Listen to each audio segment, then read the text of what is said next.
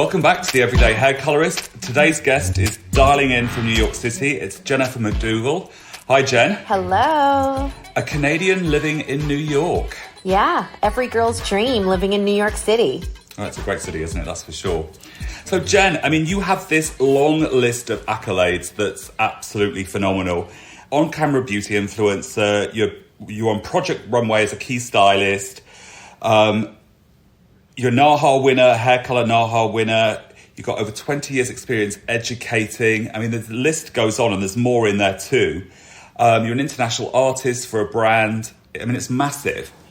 How did it all start for you? Where did you learn that hair was your passion, and what was the beginning of your career like? Well, I think it all started when I was preteen. I used to give a lot of suggestions, consultations to classmates on their hair, what they should do, whether they wanted it or not. And a lot of them really loved it, actually. And some of them would bring me along to their hairstylist. And when they'd be getting a new change, I would be there as their consult person at the age of probably like 12, 13, 14. Can you imagine? The hairstylist must have been like, who is this girl right now? Get that girl out of here. I know, but you know what? I had a vision. And even though I didn't know how to physically do it, I had a vision of what I thought would look great, and it always did. But yes, I'm sure I would be a big pest to any hairstylist. But but hey, look where I came to, look where I ended up. So obviously I knew what I liked. So from there, how did you make the leap into, did you have to go to beauty school, or in Canada, was it assisting? How does it work? Yeah, so all of those things. I first went to university for a year because I thought that's what you were supposed to do, even though I had zero direction. And I was just in there doing general studies and didn't have a clue what I really wanted to do, but did it just because everybody thought that's what you should do, and it's not that smart to do hairstyling. So after a year of that, I figured out that was not for me, and I decided, actually, I went and was a hairstylist model, which again wasn't planned. There was a big event launching a new color brand, and they were looking for models in the paper. No internet back then. Well, internet, but no social media. So it was in the paper. Yeah. I went with a cousin of mine with no intentions to be one of the models. She wanted to do it, and they chose me. And I had the new haircut from Courtney on Friends, and like the shag, and they colored my hair like this bright purple color. And I had just broken up with a boyfriend. I was like 17 or 18 years old, and I felt so good. The hairstylist made me feel amazing, and I realized this is a whole different world that I'd never seen before. Hair shows and photo shoots and all of these fun things. So I was like, well, if I could do something like this, and that's here where I live, I would be in. So I did. I quit the university. I didn't go back for the next semester and enrolled into beauty school. It's funny, isn't it? Because so many people on this podcast have said that their parents didn't wanted them to go to university, or they had to go to college, and they, the parents were like, no, hairdressing, it's not the done thing. Yet so many of us have had such fruitful, successful careers from it. Well, funny enough, everybody wanted me to go, which made me feel like they thought I was dumb and couldn't do anything better. They were all like, no, you should do hairstyling. And I was like, do you think I can't do anything else? But yeah, clearly it was meant to be. They could see the vision that I had. Yeah, and then in school... Can I ask you, Jen? Of course. Sorry.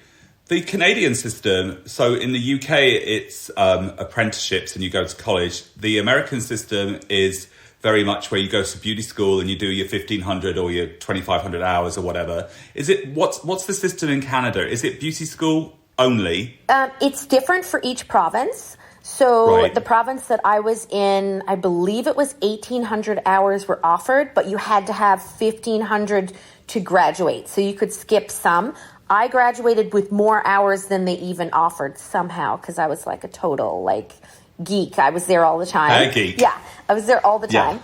Yeah. And it ended up being great. And at the same time that I was going to school, I also assisted at 3 salons that were really great salons. And then I ended up assisting at the best one afterwards full-time. So I had to leave the other ones. And that's where I ended up doing my entire career until I moved to New York.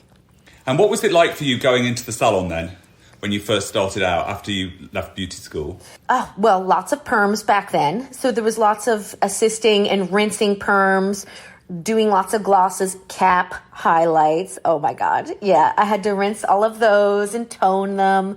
I was assisting. I did that for, I would guess, a good 6 months after school.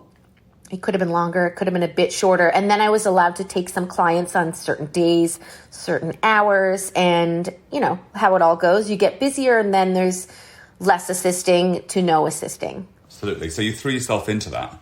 I did. Worked like a slave, but I loved it. I enjoyed it. It was a passion for me.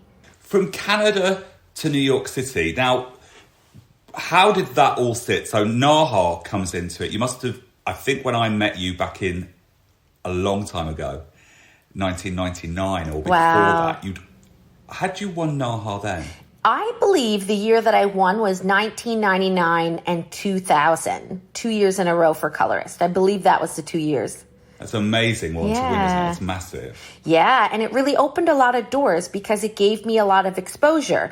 And again, I was living in Canada at the time, so I was doing some work for a color brand, you know, helping out on a smaller level as a junior level. And once that happened, the US, of course, were really interested in me. So I started doing some classes in the US as well. So I would be living in Canada, traveling in the US, doing hair shows all across there, and still working in the salon in Canada. And for you, what did it feel like to make the leap from salon to education? Because it's a tricky one to navigate sometimes, isn't it? Because it's different. Yeah, well, I didn't jump into it like one big step. In the beginning, I started working. The job was like, they called it, I think, technical consultant. And what I would do was I would go into schools and help the students to learn product knowledge. Like, you know, great informative classes, but more on a basic starting level. And I would just go across the province and teach those classes. And if bigger hairstylists that were more known came into town, like someone like yourself, or, you know, I would help them behind the scenes. So I grew into the role that I had as traveling to the US, but it did kind of come a little quicker as well. And do you think that part of that was winning a competition, such a prestigious one as well, winning it twice? Yeah, it really did help because it was great for branding. You know, who doesn't want to have that title linked to a class or linked to a brand? It drives a lot of attention to that, and people want to know what's up. So it definitely helped me to be able to leap and go have that opportunity. That's funny that do you think that you saw branding then as you do now, or do you think that is a reflection on looking back at it, or did you see the importance of branding back then? Because it wasn't a big word, was it then? No, you're right. I think that I did see it. Maybe I didn't use branding, but I saw it as an opportunity. And now that you mentioned that to me, I remember meeting a gentleman, a hairstylist, probably like maybe the year that I won Naha and was doing a class somewhere, a big event. And he came up to me and he said, I won whatever, 3, 4, 5, 6 years ago. And he said, I didn't take action like you did. I didn't meet up with brands. So he just won the award, which was great, and got some exposure, but then didn't know what to do. And he didn't know how to reach out to brands. And that's part of it. Sometimes they'll knock on your door or phone you, and a lot of times, 95% of the times, it's also us pitching ourselves, right? And having those great relationships. Sure, you can win a trophy or you can do a great job, but if you're not easy to work with and you're not somebody who follows up on your work, I mean, you know all these things, it's not going to be very helpful and the relationship won't grow. It's so true, but, you know, it's so funny because Thomas, who produces this podcast, and I always laugh because our American guests are so savvy on all of this stuff, you know? And I think that for me personally, it was my American experience that taught me how to promote yourself. Yeah. Which is what social media is, isn't it, really? Absolutely. So you moved to New York City, so you make the leap and move to New York City. What was that like for you in a city on your own? How did that feel? Well... Besides exciting. Yeah, it was very exciting. And it was a move that I wanted to do for a long time. And I really wasn't sure if I was going to be able to do it based on the fact that I really didn't have a job when I was going to be coming here. I knew I would get some work with a brand I was doing a lot of work with, but not an official, employment documentation. So it was a risk, but I also knew that I'm a hard worker and that if it got down to it, which I didn't want to have to do this, I would have cut hair for people on the street. You know what I'm saying? But because once you have that skill, you know you can always get work if you're eager. Yeah, and you can put food in your mouth. Yeah, I knew that was like the least thing that I wanted to do, but just saying that's what I wanted to do to make it work. So when I got here, it was great. There was times when I was a bit lonely, of course, because I didn't have my family and friends. But it was also very exciting. It was really like living the Sex and the City life, like dressing up, going out every night to an event, Upper East Side, Lower East Side, Soho, rooftop, always going out and being at all these events, meeting all these great hairstylists. And that really helped me to connect with the community that I needed to connect with. People saw me as a breath of fresh air. I was always willing to go everywhere. And then, I got offered different jobs. And that's actually how I got connected into Project Runway, was just being out at an event, met an agent who books everybody for the team. And that's how that worked. One day somebody was sick on the show, and at 6 a.m. I got the call and I was on set and like 20 minutes later. And then they hired me, and I continued to have a relationship with Project Runway. That's a great story, isn't it, really? Yeah. So don't be sick. You never know who's going to come in there and just steal it from you. Grab your role from you. So are you based in a salon as well at the moment, or are you all now, have you just moved out of salon life generally? Yeah, so the way that visas worked, or which I understood that it worked when I moved here, because I have to have a work visa, was that I had to either choose salon life or choose education, editorial-ish type of world.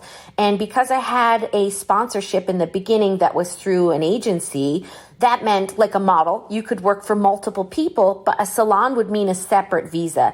And that was a little bit too complicated. And secondly, I thought I didn't want to be trying to build in both areas. That's just how I felt at the time. And it worked out for me because that way I had the opportunity to travel and do education and then still do some TV. So no, I'm not in a salon. I do miss salon life, but I get to visit salons across the U.S. almost every single weekend. Yeah. So making that leap must have been quite difficult, really, making that decision, I would have thought. I would have been like, oh, I don't know what I want to do. Yeah, it was hard. And when I was coming up with the idea of leaving, I thought that I would, after 17 years, would be like at the salon, bye girls, I'm out. But no, it didn't happen that way. When I put my 2 weeks notice in, every time I would tell someone, I would cry, they would cry. I got so many cards and flowers. Like, it just made me realize that, it's a special thing to have those relationships for so many years. Yeah. It wasn't as easy, even though I felt ready. It wasn't as easy to leave it all behind. No, it's a difficult one, isn't it? I do think, my own personal experience on that one, it was like quite hard to make that, even though I wouldn't have it any other way when I look back at it. Yeah. So let's talk about Project Runway. Had you done any television work before then? I had done some shows in Canada, some makeovers where I wasn't on the show all the time, but I would do a guest spot from time to time. And I helped out with some finales of Project Runway where they needed multiple hairstylists doing the big New York fashion show, but was behind the scenes type of thing. So yeah, I think that was the first more bigger one that I was part of the series. And what do you think was the lesson that you learned in doing TV work compared to salon work, as in the hair? Because it's different, isn't it? Yeah, it's very different. So there's a lot of lessons. One, I learned to really be able to make things happen that if I was in the salon, I would probably say, oh, we can't do that today. Or, we don't have what we need to do these things. I built a different kit. So I had a lot more tools that were ready to make things happen. And also, in the salon, we have control pretty much. The client suggests what they want to get and they ask, but we can say yes or no or modify, right? But when you're working on set, it's often the producer or one of the designers that's telling you need to make it happen, and that's it, the end. So if some model who has curly short hair needs to have a long ponytail and bangs in 25 minutes, that needs to happen, like the end. So you just need to make it work. So I've learned to make it work moments, because this hair just needs to walk down the runway and walk back and not fall off the girl's head or look good. And I've learned to relax certain things and learn to be creative and know that we're creating an image just for this short amount of time. And that's, something that opened up my eyes to other things and helped me when I go back and educate in salons now with styling. Right. I've shared with them these little tips. I'm like, oh, no, you could tell them you could do it this way. And if it's just for an evening, this is great. And they've learned a lot from these things. That's brilliant, isn't it? The top lip can be sweating like mad, I suppose, if they were demanding that you do something. You're like, how the hell do I do that? Yeah, but, then we're all into it. We're like, okay, how can we make this happen? It just makes it like a fun challenge. And sometimes it didn't work. And we'd see it come down the runway and we'd cringe as well because we were like kind of in a competition for time as well. We would get maximum 30 minutes per person. And we weren't allowed to go over even if they weren't done because it wasn't fair to the other competitors that somebody got more time. So nobody really knows that. But the girls would be pulled from us and we'd be running, trying to stick another bobby pin or like glue something. How many seasons did you do of that? I did 6 seasons. 6 seasons? That's pretty intense, Yeah, isn't it? and also I worked on Project Runway Junior and Project Runway All-Stars or spin-offs. And then there was one time we did Project Runway Fashion Inc. or Fashion something, but that only did 1 season. So yeah, there was multiple different shows that came from that. Wow, and that was all from being at a party, meeting a producer, socializing. Yeah. And that's where it led to opportunity. Right. He never ever hired me for anything, even though I slightly pitched myself that night. But in a pinch, when he needed somebody, he called on me. That's it. Be ready. Yes. Be willing. That's so cool. So, Jen, how did you become... This is amazing. Your story is really amazing. It's really, really interesting to me too, because you've just run with something. Online beauty influencer with Jockey. How did that happen? That's a good question. So I really loved teaching and I loved educating and I loved consulting with clients. So I think in the beginning it started with just building my confidence into being able to communicate what I wanted with my clients, and other clients would see that didn't go to me and then they wanted to come with me. So I always felt like I was able to give a good consultation and have a great communication skills with people. So we moved on from that. And then I did the Project Runway show. So I did get a little bit of on-camera time from time to time. So you mentioned about Jockey. So a few years ago, I was asked to do there's many different shopping channels here in the U.S., and there was a flat iron, like a styling tool, that was looking for a spokesperson. Right. So I presented myself as one of the people to be a candidate, and they met with me. They really liked me. I had to audition to be, the brand can like you, but then the show needs to like you as well and approve you and train you if they want you. So everything went good there. And I did that for, I think, a year. And it was this really great flat iron that had like a heat protection serum inside that would protect your hair as you used it. So I got to get a lot of experience and training during that process. Then I filled in for someone else who was going on a surgery for a big brand that was also a little bit different because it was shampoos, conditioners, but it was also body creams. And, as hairstylists, we're always recommending things. Some people even have boutiques in their spaces where they sell all sorts of different things, right? So even though, yes, I looked at myself as a hairstylist, there's other things we sell. We sell like places to go for dinner, even though we don't get any commission off of it. We talk about places and promote and recommend all the time. So yeah, I started doing that then for another brand that was in Florida. The show was in Florida. We were doing 1-hour shows, and I got a different training from another one. And then when I went to the QVC, I approached QVC and asked to be on their roster of like people that could be a guest if a vendor, a brand was looking for someone. So they said to me, yes, you do great with beauty. Would you like to put a second category just in case like somebody needs somebody in another category? I'm like, well, what other category? They're like gardening, cooking. I'm like, they're like styling. I'm like, oh, fashion. Sure, I could do fashion, especially QVC fashion. And I didn't think anything of it. I put it down for QVC fashion, but still thought I would get more of beauty. And Jockey was the first one, and it worked out great. They're such an amazing brand, and I love working with them, and it's been fabulous. They just renewed me for another year, and I love working with them. Hey, congratulations. Thank That's you. amazing, though, isn't it? That's amazing that you, from hair to look at it and be able to say, well, look, I recommend things all the time. Why wouldn't I do that for something that I like, that I love?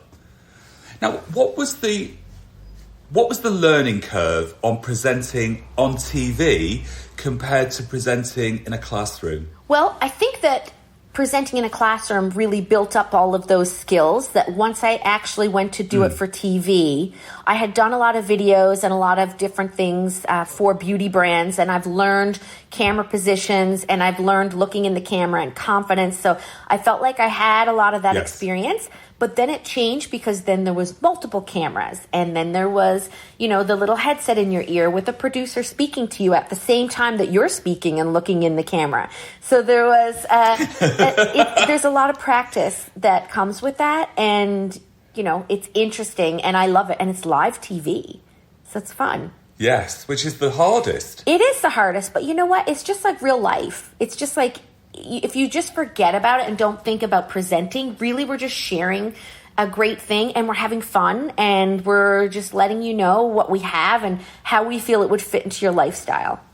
Which is what we do as hairdressing educators anyway, isn't it? Yeah, exactly. But to be able to have navigated that into successful sponsorships with different products is absolutely fascinating to me. Yeah, no, I love it. I'm very happy.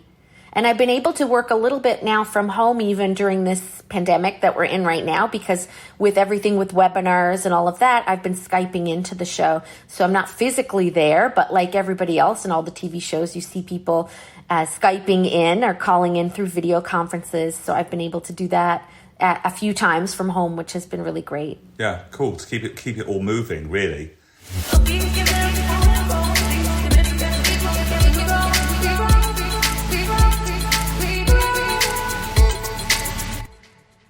So the whole influencer thing, Jen, that came along in like 2010, 2011, 12, as it started as moving along, you've been able to straddle that role, haven't you? From educator, presenter, into helping people understand how to be on camera, help people to be better in their roles digitally.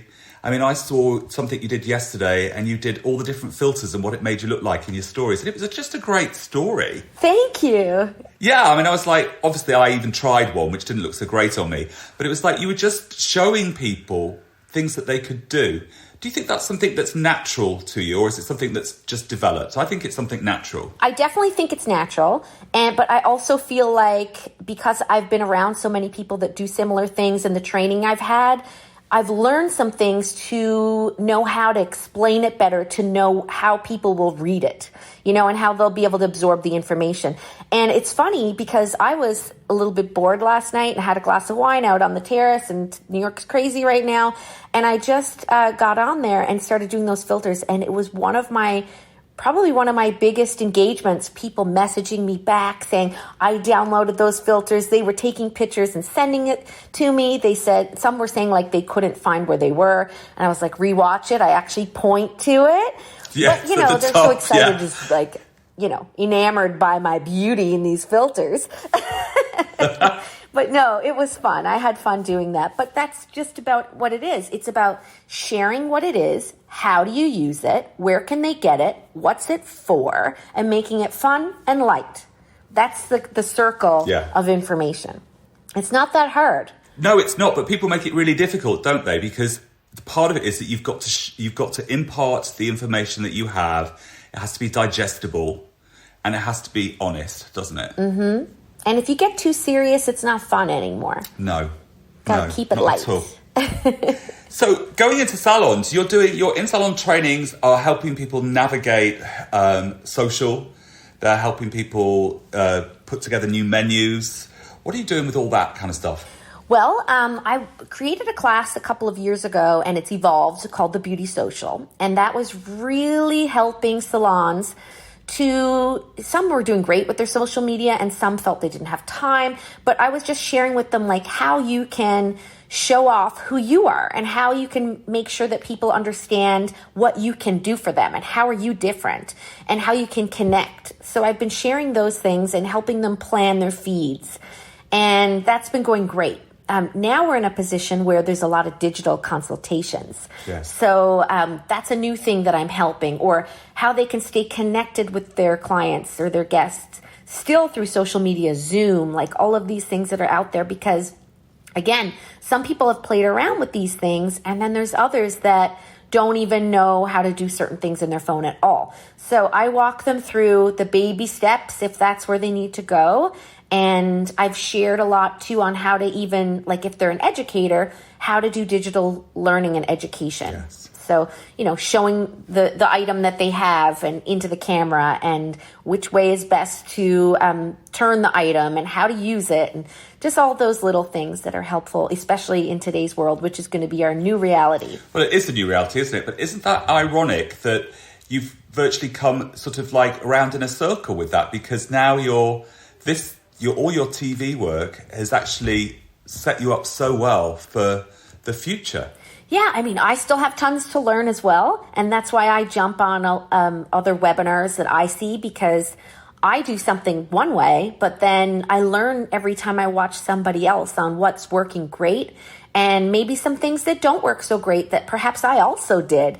So, we're all going to be so much better after 2020 is over. I'm sure there's so many people that it was their first time ever doing an Instagram story or a Zoom or house party or any of these fun apps that are out there. So I think we're just going to be so much stronger digitally. If we look at ourselves next year, we're not going to believe how far we've came. Yeah, I totally agree with you on that. And I've said on quite a few of the webs that I've jumped on the Instagram lives and stuff, I've said to people, this is an opportunity for you to learn in these times. It's like, if you haven't done it before, pick it up, ask your friends what they think of what you're producing. You don't have to post it, it's like, but make the start, because this is where the future lies, doesn't it? It really does. Now, I've also noticed you're on TikTok. Yeah.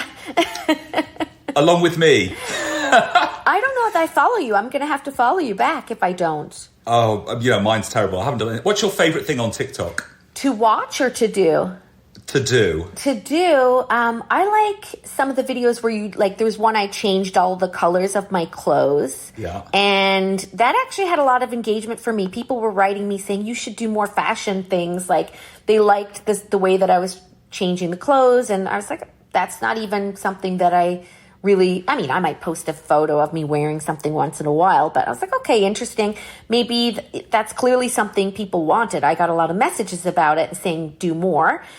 And I like the fact that it's more relaxed and you can be fun. You can just play with these trendy videos. You don't have to even think, what content am I creating? You can actually copy someone else's content and it's okay. Like, that's a trend over there. Yeah. And that's what I like about TikTok. You can be silly and it's just fun to watch. It is fun to watch, but do you think it has any education value in it? That's the bit I struggle with. Yeah, I haven't tried to do those things yet, but here's what I think.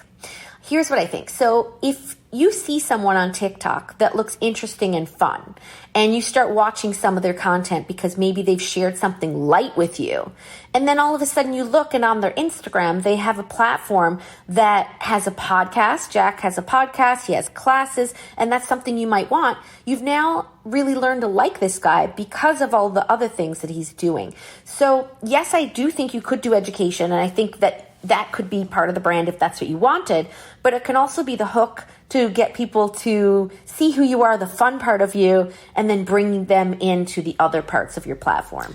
You just made it all sense to me. That just suddenly made sense to me. I've been struggling with this for months now, and the way you just explained that, you just made it for me. Thank you so much for that. Well, good.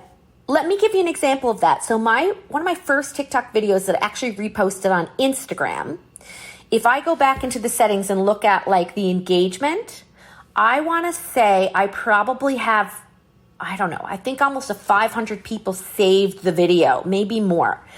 And I had like 72 people follow me based on that one video. Right. So, I mean, all I did was have crazy clothes on and glasses and went like this, and my clothes changed.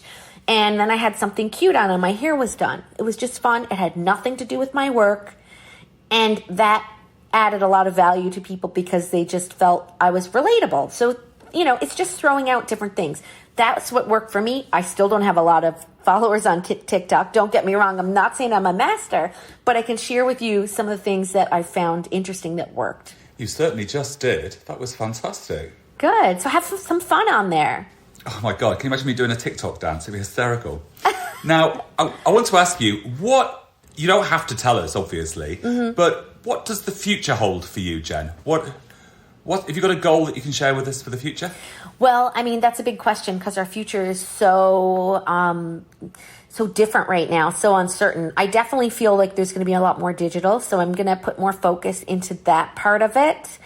And I love all of the on-camera work that I'm doing with the relationship with Jockey. I'm going to continue to put a lot of focus into that.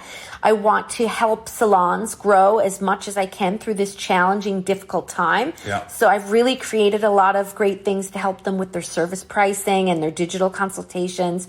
And as I start to see them go back and realize other challenges they have, I'll adapt and make things work best that I can for them. So that's the biggest part of what I see in the next short-term future. It's amazing. What's your Instagram, Jen? Just for the audience. Yeah, it's my name. So it's Jennifer and then last name MacDougall, MacDougal. It's fabulous. So if you want some help with any of this, you can always reach out to Jen. She's there for all of us. She's helped me today, that's for sure. Yay. I want to thank you so much for coming on today. That was just great chat. And congratulations on an amazing career that you've had so far, darling. I appreciate you and I miss you and I hope that we get to hang out soon. And I promise you I'll have some really cute high heel shoes on. That's a private joke, everyone. So I hope you enjoyed this podcast as much as I did making it for you. Don't forget to subscribe on your channel that you download your podcasts from. iTunes is my favourite, but I know there are others out there. And also, if you want to follow me on stories on Instagram, it's Jack Howard Color, COLOR, the American way, not the English way. And on Facebook, it's Jack Howard Color, COLOR. And my website is www.jackhowardcolor.com.